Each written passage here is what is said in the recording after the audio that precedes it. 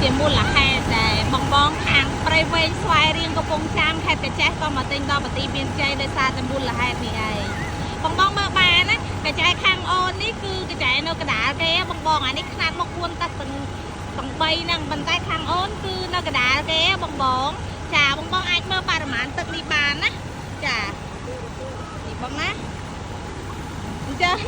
តែបងមកពីព្រៃវែងស្វាយរៀងចាកាចេះកំពង់ចាមអីមកទិញគឺមូលហេតុនេះឯងមូលហេតុចម្បង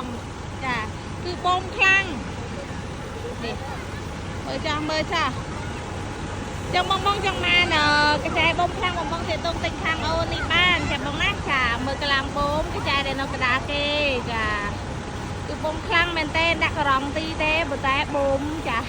គឺធ្វើឲ្យអំបងពូមីងដែលបានទិញពីខាងអូននេះគឺគាត់ពេញចិត្តខ្លាំងមែនតើណាបងណាចានេះចាំបងត្រូវការកាចេះបងខ្លាំងចាដេកចានេះមកបងទៅតុំមកបានណាចាកុំភ្លេចឆាតចូលពេកមកហើយបើចង់ជួយ share វីដេអូឲ្យអូនម្នាក់មួយផង